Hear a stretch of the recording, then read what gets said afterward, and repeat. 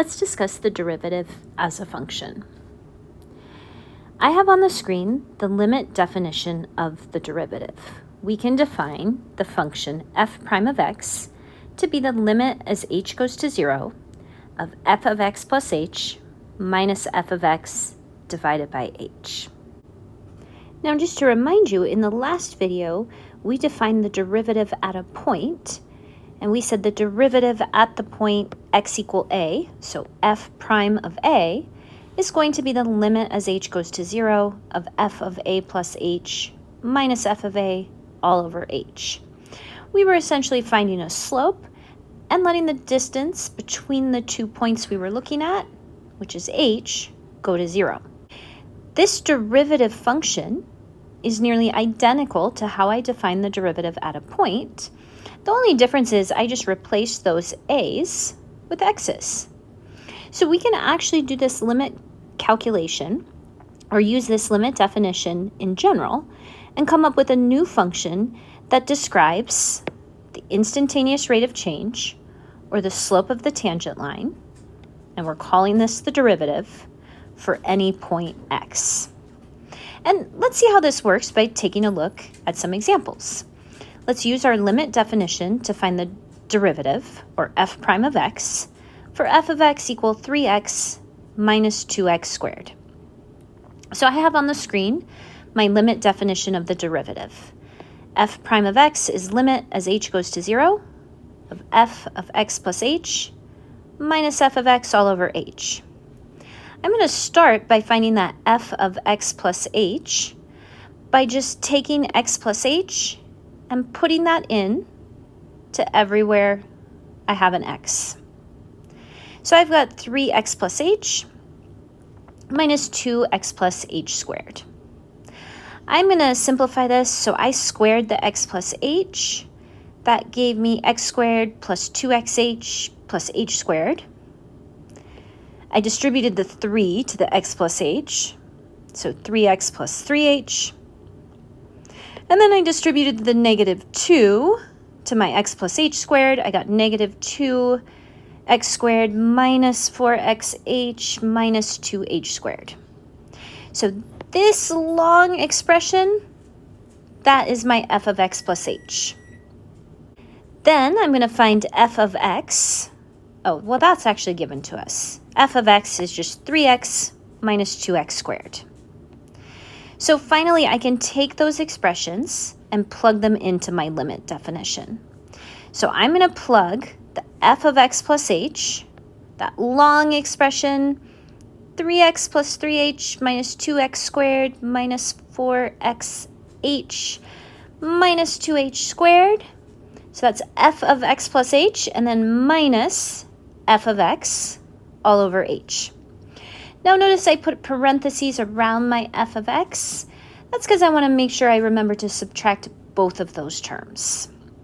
And in fact, when we do that subtraction, this does simplify down a little bit. Those 3 x's are going to subtract to 0.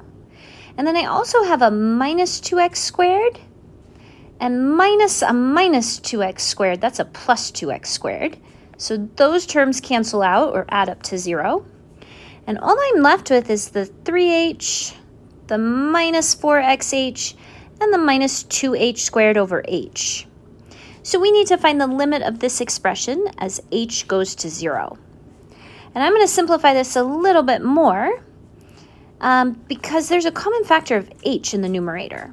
Every term in the numerator has an h, and I can factor that out, and I'm left with 3 minus 4x minus 2h.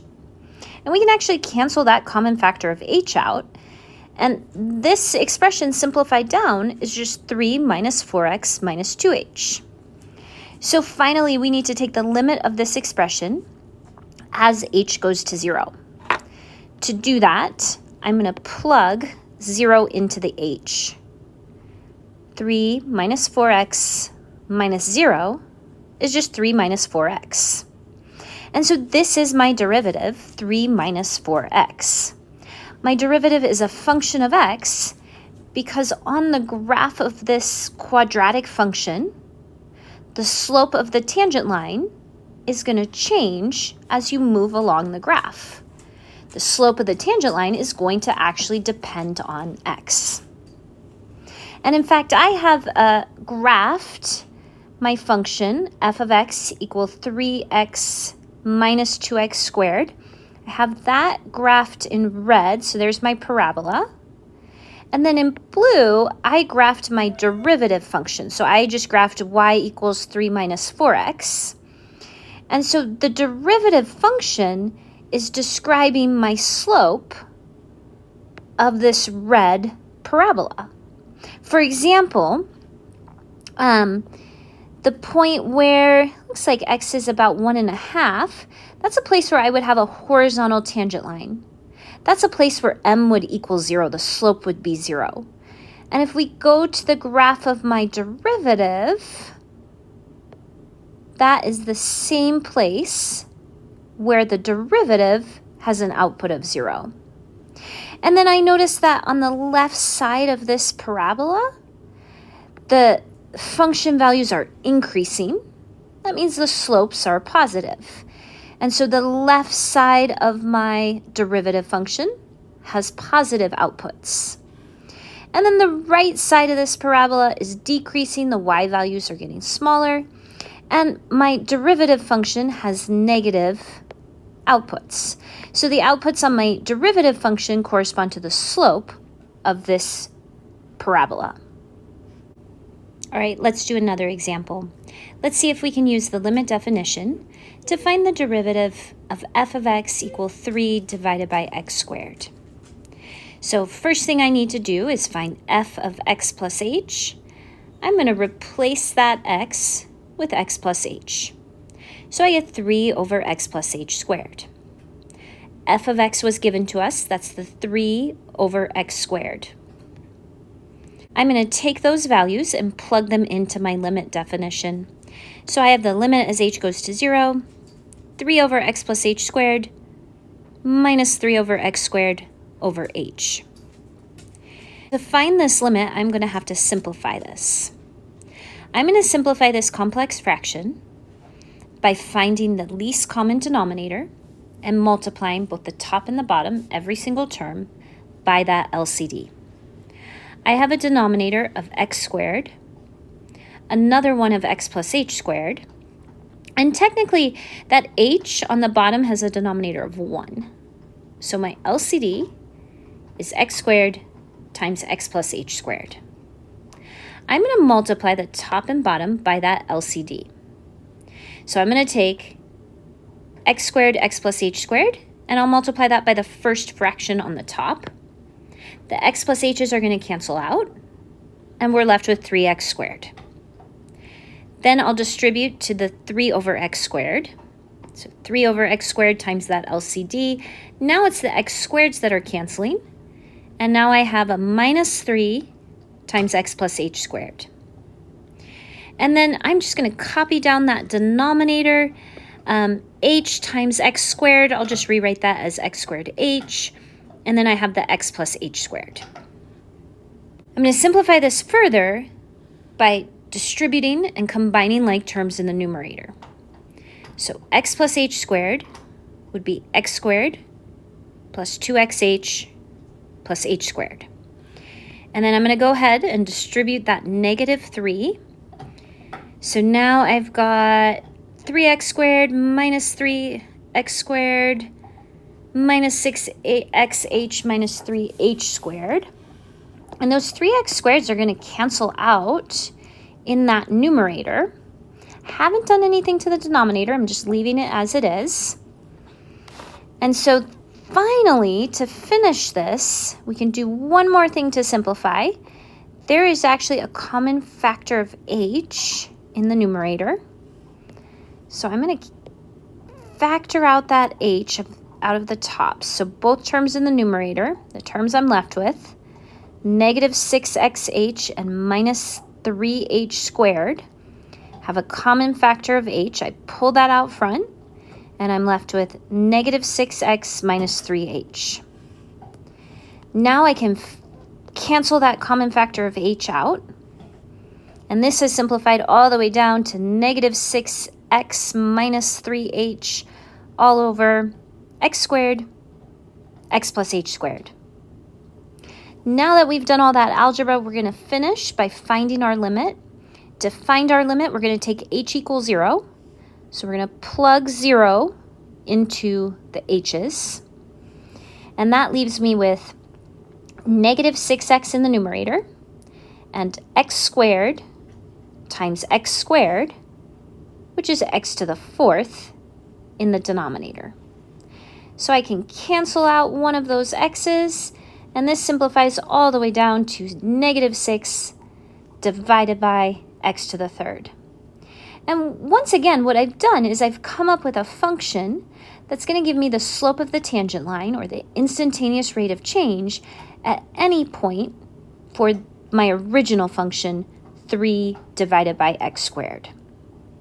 If we can understand our derivative function graphically, I have the graph of y equals f of x shown below. Let's see if we can sketch the graph of the derivative of this function. So the derivative of this function will be the slope of the tangent line. And so what I'm going to do is just estimate the slope at several different points on this graph. And so I notice that on the right side of this kind of V-shaped graph, no matter where I am, my slope is, it looks like it's 2. It looks like I could go up 2 over 1. So 2 is my slope. And because the right side of this graph is linear, that means the slope is constant. The slope is going to be 2 anywhere starting just a little bit past 1 and beyond. So for my graph of the derivative, if I start at x equal 1 and I go to the right, my derivative should all be 2. Now I put an open circle at x equal 1 because at x equal 1, there's actually a sharp point right there, so we can't actually find the slope at that point. And I'll say a little bit more about that in a minute. And then on the left side of the graph, it's still linear, so slope is constant, but now it's down 2 over 1, so the slope is now negative 2. So for x values that are smaller than 1, our derivatives are going to be negative 2. And so I'm just going to draw a horizontal line with outputs of negative 2. And there's the graph of the derivative of this function. All right, let's do one more. So I have another function. I want to sketch the graph of its derivative. So this time, I'm actually going to make a table of values and just compute some slopes at a couple different places, and then try to put this together into a graph. So the first thing I notice is that at x equal negative 1, it looks like we have a horizontal tangent line. That means when x is negative 1, the slope would be 0. And then I'm going to pick another point. So I'm going to pick x equal negative 2. And I just eyeballed a tangent line. So I drew a tangent line. And I'm going to try to estimate the slope of that line. And it looks like to me over 1 up 2. So I'm going to estimate that slope, or that derivative, as 2. And then I picked another point. So I picked x equal negative 3. And this time, the slope appears to be bigger. My tangent line is a little bit steeper. And again, I'm just estimating from my graph. This isn't going to be perfect. I'm just doing the best I can. I'm estimating that my slope is 4. Kind of looks twice as steep there. And then I'll pick some other x values. So if I go to x equals 0, now my tangent line has a negative slope. And it looks like down 2 over 1. So I'm going to estimate that at negative 2. And I'm going to go ahead and plot these points to graph my derivative. So when x is negative 1, the derivative is 0. When x was negative 2, we were estimating 2. When x is negative 3, I was estimating 4. X equals 0, slope was negative 2. And so I just plotted those points, and I'm going to connect the dots. And there is the graph of what I believe is the derivative of that function. I want to end this video by talking about when can we take a derivative and when is a function differentiable? So differentiable simply means we can find the derivative and the derivative exists. So if a function is differentiable at x equals c, if we're capable of finding the derivative, then f is continuous. If f is not continuous, then f is not differentiable. Okay, so for a function to be differentiable, it has to be continuous. If the function is not continuous, then we can't find the derivative. So again, continuous means no holes, no jumps, no asymptotes, vertical asymptotes. But if a function is continuous, it turns out it may or may not be differentiable. And in fact, there are 3 ways that a function can fail to be differentiable. So there are 3 different cases where that derivative is going to be undefined. So if our function is not continuous, so if we have a hole or we have some kind of jump in the function, then we're not going to be able to find the derivative. So if a function is not continuous, we can't find the derivative. 2, if we have a sharp point, if you have a sharp point, you can't draw a tangent line at that point. Same thing with a cusp, which is really similar, comes together in a sharp point like that. So sharp points or cusps are places where the function is actually continuous. There's no hole or jump, but you can't actually find that derivative.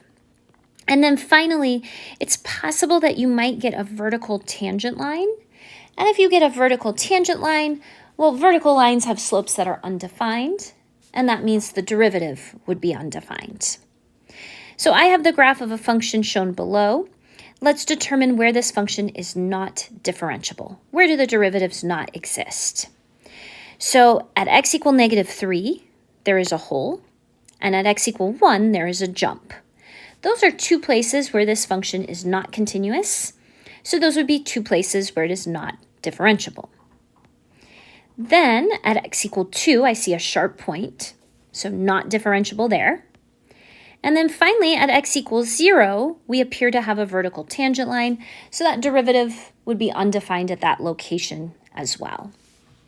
All right, that was my last example. As always, please reach out if anything is unclear.